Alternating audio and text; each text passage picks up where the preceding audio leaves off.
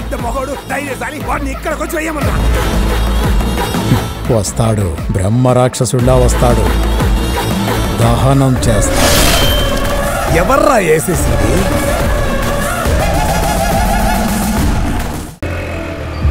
Sir వీళ్ళే.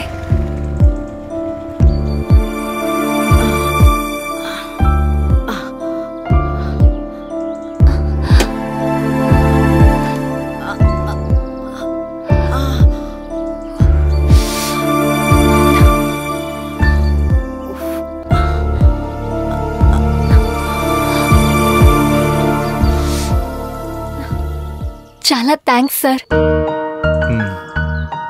మా కోసం చాలా శ్రమ తీసుకున్నావు బాబు. పర్వాలేదమ్మా, ఈ మాత్రం కూడా ఒకరికి సాయం చేయకపోతే ఇంకెందుకు. మాటలు తీసుకొని కొన్ని మందులు వేసుకుంటే నొప్పి తగ్గిపోతుంది. మీరు వెళ్ళి రెస్ట్ తీసుకోండి. లోపలికి రా బాబు, కాఫీ తాగుదు గాని. పర్లేదమ్మా, క్యాబ్ బుక్ చేశాను, వచ్చేస్తుంది.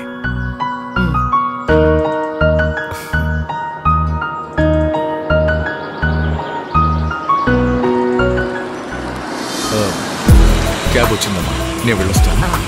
అలాగే.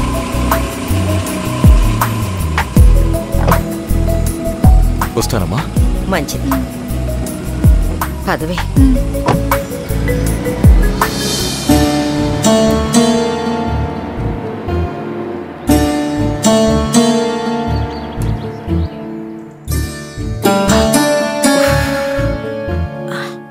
బామ్మ, కొంచెం నీళ్ళు ఇవ్వవా? సరే.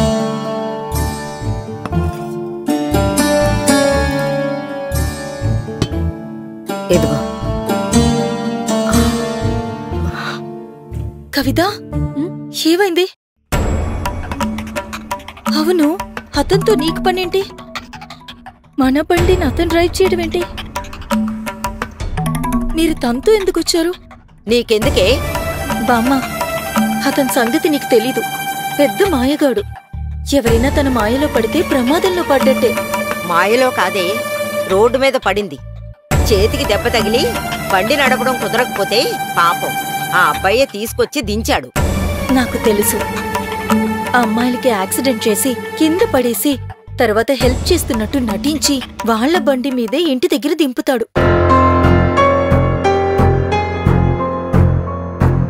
ఇలా అయితేనే కదా అమ్మాయిలకి బాగా దగ్గరవ్వచ్చు, వాళ్ళు వేసుకోవచ్చు. అక్క, ఏం జరిగిందో తెలుసుకోకుండా ఏదేదో మాట్లాడుతున్నావేంటి? అతని యాక్సిడెంట్ చేయలేదు. నేనే స్కూటీ నుంచి పడిపోయి బండి నడపలేకపోతే నాకు హెల్ప్ చేసి మన స్కూటీ మీదే ఇంటి దగ్గర డ్రాప్ చేశాడు. అవును, అందమైన అమ్మాయి కాబట్టి తెచ్చి ఇంటి దగ్గర డ్రాప్ చేశాడు. అదే అబ్బాయి అయితే ఈ హెల్ప్ చేస్తాడా? ఎప్పుడు ఇలాంటి అవకాశం దొరుకుతుందా, ఏ అమ్మాయికి దగ్గర అవుదావా అని రోడ్ల మీద తిరుగుతూ ఉంటారు పోకిరి వెధవలు. పచ్చకామెర్ల వాళ్ళకి లోకం అంతా పచ్చగానే కనిపిస్తుంది. నీకందరూ చెడ్డవాళ్లలాగే కనిపిస్తారు కానీ ఆ బాబు రోడ్డు మీద తిరిగే పోకిరి కాదు, దొరబాబులాగా కారుల్లో తిరిగేవాడు. మా బాధ చూసి కారు దిగి మరీ సాయం చేశాడు. చాలా మంచోడు. అది కాదు బామ్మా, అతను చేసే వెధవ పనులు మీకు తెలీదు. రే బుజ్జి, గుళ్ళో చూసాం కదా. అవును బామ్మా. నీ కళ్ళతో చూసావా? బామ్మా, నేను చెప్పేది వినండి. అతను మంచివాడు కాదు. కవిత మళ్ళీ అతను కనిపించినా అతనితో మాట్లాడకూడదు. నీ బండిలో అస్సలు ఎక్కించకూడదు. నాకు ఎవరితో ఎలా ఉండాలో బాగా తెలుసు, నువ్వేం చెప్పక్కర్లేదు. బామ్మా, నువ్వైనా చెప్పు, లేదంటే చాలా సమస్యలొస్తాయి. ఈ ఇంటికి ఏమైనా సమస్యలొస్తే అవి నీ వల్లే వస్తాయి, ఇంకెవరి వల్ల ఎలాంటి సమస్యలు రావు. ఆ బాబు చాలా మంచోడు. ఫోన్ నెంబర్ తీసుకుందామని మర్చిపోయాను. కవిత, ఈసారి కనిపిస్తే నంబర్ తీసుకో. సరే బామ్మ. సరే పదా.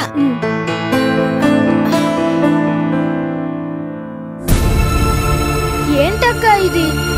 నువ్వు ఎంత చెప్పినా నమ్మట్లేదు. ఇద్దరూ ఒకే పార్టీరా. వాళ్ళిద్దరికీ అపోజిషన్ పార్టీ మనిద్దరం మాత్రమే. మనమే అతని మీద కన్నేసుంచి కవిత జోలికి రాకుండా చూసుకోవాలి. సరే అక్క.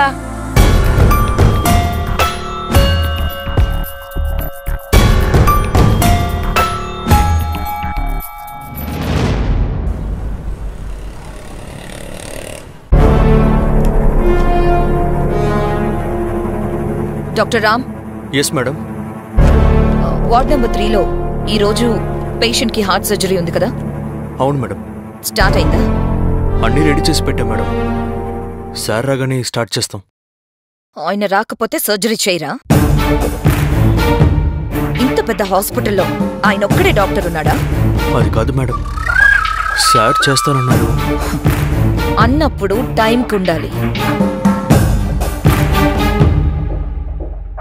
పేషెంట్ కోసం డాక్టర్ వెయిట్ చేయాలి గాని డాక్టర్ కోసం ఏ పేషెంట్ వెయిట్ చేయకూడదు. అది మన హాస్పిటల్ పాలసీ.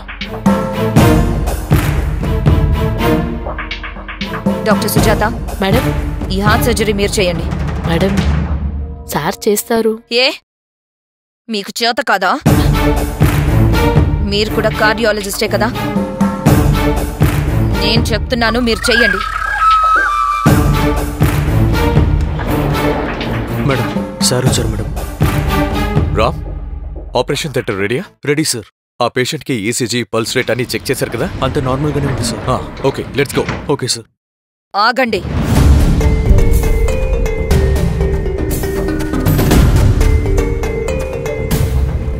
మీకు నచ్చినప్పుడు వచ్చి ఇష్టం వచ్చినట్టు చేద్దామంటే కుదరదు.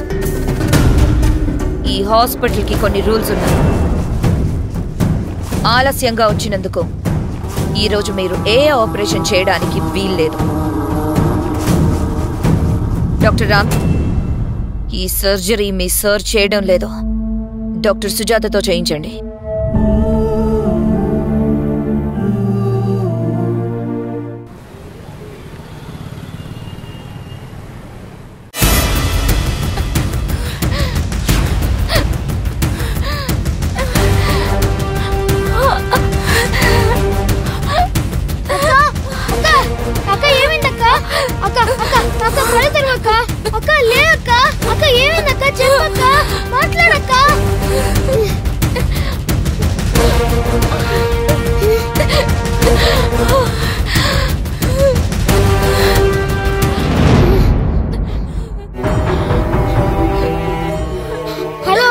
చెప్పు బుజ్జి. వనితక్క స్పృహలో లేదక్క. ఏమిందో అర్థం కావట్లేదు. ఇంట్లో ఎవరూ లేరు. త్వరగా రా అక్క, నాకు భయంగా ఉంది. వస్తున్నా బుజ్జి. అక్క అక్క అక్క లే అక్క. అక్క కళ్ళు తెరువు అక్క. అక్క అక్క లే అక్క. అక్క లే అక్క. అక్క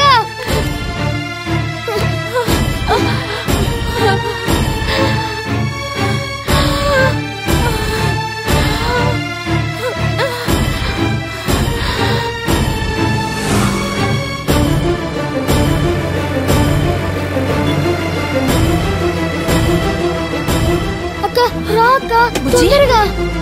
ఏమైంది బుజ్జి? నువ్వు ముందు రా అక్క, నాకు భయంగా ఉంది.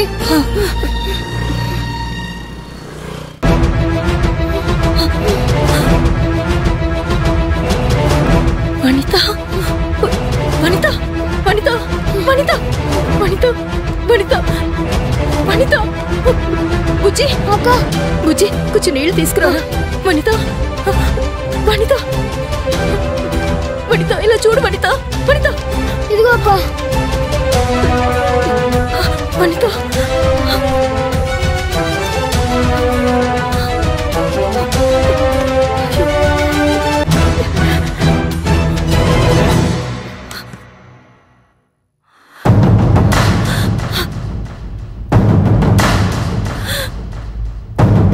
ఏమైందక్క అక్కకి? స్లీపింగ్ టాబ్లెట్స్ తిన్నట్టుందిరా. ఇప్పుడు ఏం చేద్దాం అక్క? హాస్పిటల్కి తీసుకువెళ్దాం. సరే అక్క. సాయం చెయ్యి.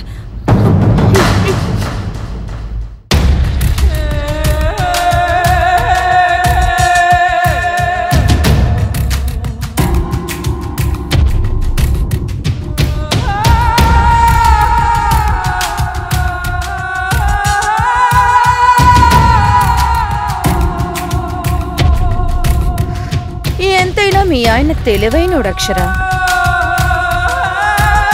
ఆ చేయివాస లాంటిది ఆపరేషన్ చేశాడంటే ఎలాంటి పేషెంట్ అయినా బ్రతికి తీరాల్సిందే.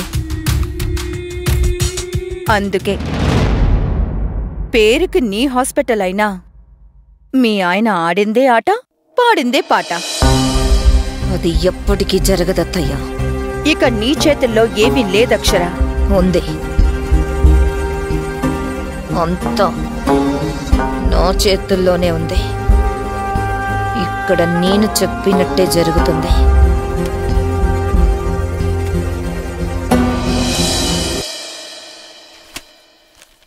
ఇది తీసుకెళ్ళి ఆయనకిచ్చి నేను చెప్పమన్నట్టుగా చెప్పత్తయ్యా. ఏది ఎవరి చేతుల్లో ఉందో తేలిపోతుంది. సరే అక్షర.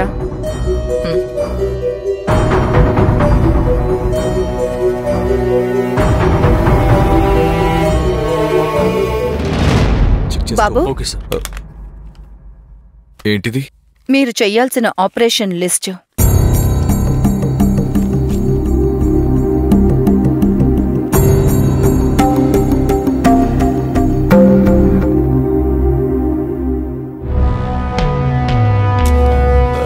అన్నీ అనుకున్నట్టే జరుగుతున్నాయి. ఆల్రెడీ డాక్టర్స్ కి అసైన్ చేశాం. లేదు బాబు, ఇవన్నీ మీరే చెయ్యాలి. ఎవరు చెప్పారు? నేనే చెప్పాను.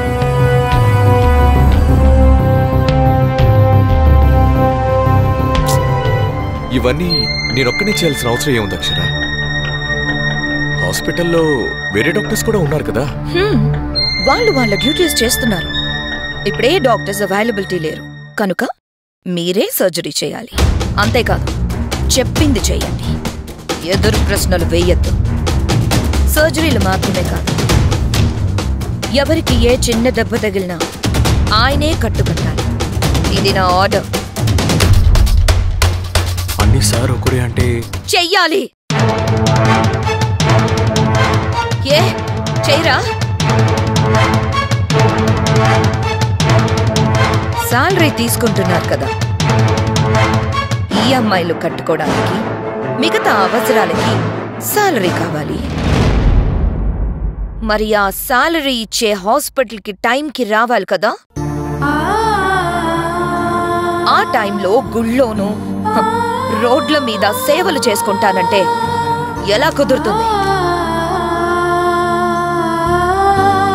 అప్పుడు వాటి కోసం వేస్ట్ చేసిన హాస్పిటల్ టైంని ఇప్పుడు ఎక్స్ట్రా వర్క్ చేసి కాంపెన్సేట్ చేయాలి. ఇది రూల్ అనుకున్నా సరే, పనిష్మెంట్ అనుకున్నా సరే చేసి తీరాల్సిందే. చెయ్యమని చెప్పండి అత్తయ్యా.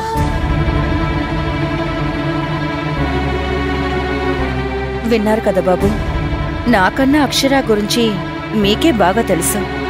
చేసేయండి. సార్, చాలా సర్జరీస్ ఉన్నాయి సార్. మీరొక్కడే అంటే కష్టం కదా. ఇష్టమైన పని చేయడంలో కష్టమే ఉందిరా. అన్ని సర్జరీలు ప్రియారిటీ వైజ్ ప్లాన్ చేయండి. సరే సార్.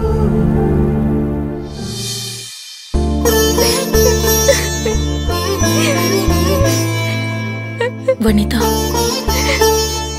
జ్యూస్ తాగు. వనిత, తాగు. వనిత, తాగు.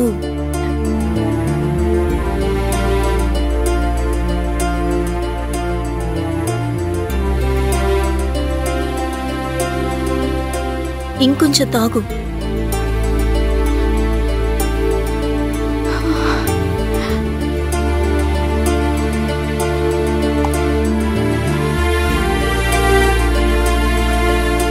ఎందుకిలా చేసావు వనిత? అసలిప్పుడు నీకు ఆత్మహత్య చేసుకోవాల్సిన కష్టం ఏమొచ్చింది? అమ్మా నాన్నలు నీ మీద ఎన్ని ఆశలు పెట్టుకున్నారు. మంచి సంబంధం కుదిరిందని సంతోషంగా పెళ్లికి అన్ని ఏర్పాట్లు చేస్తున్నారు. అసలు నీ పెళ్లి చేయటానికి వాళ్ళెంత కష్టపడుతున్నారో తెలుసా? నువ్విలా చేసావని తెలిస్తే వాళ్ళెంత బాధపడతారు. ఎందుకని ఇలా చేసావు వనిత? సమయానికి బుజ్జి నేను చూసి హాస్పిటల్కి తీసుకొచ్చాం కాబట్టి సరిపోయింది. లేదంటే ఏం జరుగుండేది? ఇలాంటి పిచ్చి ఆలోచనలు చేసే ముందు అమ్మా నాన్నలు గుర్తుకు రాలేదా? చెల్లెళ్ళు తమ్ముడి గురించి ఆలోచించలేదా? ఏదైనా ఉంటే మాట్లాడుకోవాలి వనిత. చావు దేనికి పరిష్కారం కాదు. అసలు నీ సమస్య ఏంటో చెప్పు. ఎందుకు చనిపోవాలనుకున్నావు? చెప్పినా తీరేది కాదు నా సమస్య. అలా అని నువ్వే నిర్ణయానికి వస్తే ఎలా? పరిష్కారం లేని సమస్య అంటూ ఏది ఉండదు వనిత. పైగా పెళ్లికి ముందు ఇలాంటి పిచ్చి నిర్ణయం ఎవరైనా తీసుకుంటారా? ఆ పెళ్ళైన సమస్య అయితే పెళ్లికి ముందు ఇలాంటి పిచ్చి నిర్ణయం ఎవరైనా తీసుకుంటారా? ఆ పెళ్ళైన సమస్య అయితే ఇంతకు మించి ఏ నిర్ణయం తీసుకోగలను? ఏంటి? పెళ్ళే నీ సమస్య అంటే ఈ పెళ్లి నీకిష్టం లేదా? లేదు.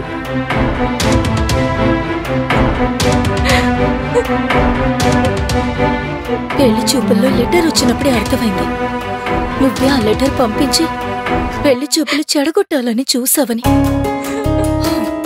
కానీ తర్వాత అడిగితే నీకేం తెలీదన్నావు. ఈ పెళ్లి ఇష్టమే అన్నావు. ఇష్టం లేదంటే ఆపేస్తారా? జరగని దాని గురించి చెప్పిన ఉపయోగం ఉండదని చెప్పలేదు. అన్నీ నువ్వే అనుకుని ఒక నిర్ణయానికి వచ్చేస్తే ఎలా? అమ్మా నాన్నలు నీకీ పెళ్లి చేస్తున్నది నువ్వు సంతోషంగా ఉండడానికి. నీకిష్టం లేని పెళ్లి చేసి నిన్ను బాధ పెట్టడానికి కాదు. అసలు నీకిష్టం లేదని తెలిస్తే నాన్ని పెళ్లి చేస్తారా? పోనీ నాన్నతో చెప్పడం నీకు ఇబ్బందిగా ఉండుంటే నాతో ఒక్క మాట చెప్పుండాల్సింది. సరే, నీకీ పెళ్లి ఎందుకు ఇష్టం లేదో చెప్పు. నేను ఇంకొకరిని ప్రేమించాను.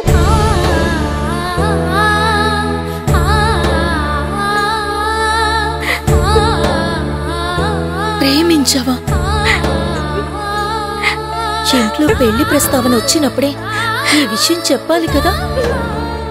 ఎవరికి ఏమీ చెప్పకుండా ఏదీ జరగదనుకుని నీకు నువ్వే నిర్ణయాలు తీసుకుంటావా? సరే, ఇప్పటికైనా మించిపోయింది లేదు. ఎవరిని ప్రేమించావో చెప్పు. వద్దను. నా ప్రేమ గురించి ఏమీ అడగద్దు. అది నాతోనే ముగిసిపోని. పిచ్చి పిచ్చిగా మాట్లాడదు. అతను ఎవరో ఏం చేస్తూ ఉంటాడో చెప్పు. ఏం చెయ్యాలో నేను ఆలోచిస్తాను. ఎవరు ఏం చేయలేరను. ఏం చేసినా నేను కోరుకున్న జీవితం నాకు దక్కదు. అసలేమైందో చెప్పు వనిత. సమస్యలు లేని ప్రేమ కదంటూ ఏది ఉండదు. ప్రేమని గెలిపించుకోవాలి అంటే అవన్నీ దాటాలి.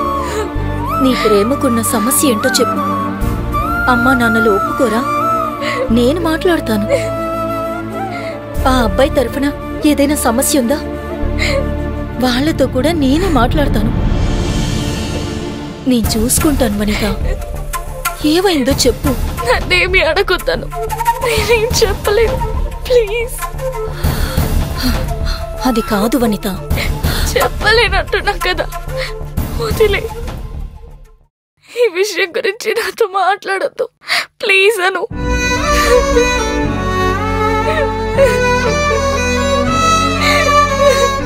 వనిత, ఏడవకు.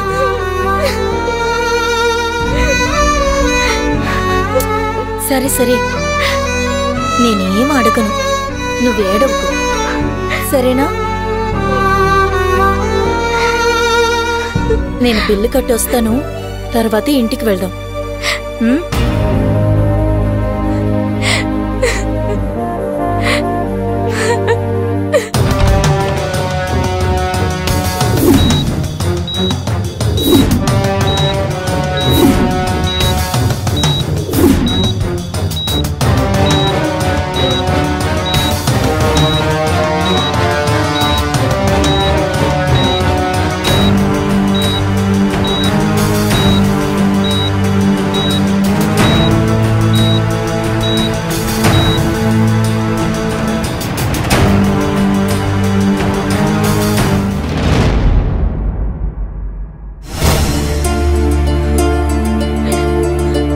వనిత, ఏడవకు. చూడు, ఆత్మహత్య చేసుకోవడానికి ప్రయత్నించవని నేను ఇంట్లో చెప్పను. బుజ్జి కూడా ఎవ్వరికీ చెప్పడు. అలాగే నువ్వు ఎవరికీ చెప్పొద్దు. అలాగే ఈ పెళ్లి నీకు ఇష్టం లేదు. నువ్వింకా రామ్నే ప్రేమిస్తున్నావన్న సంగతి నేనమ్మా నాన్నలకి చెప్పేస్తాను.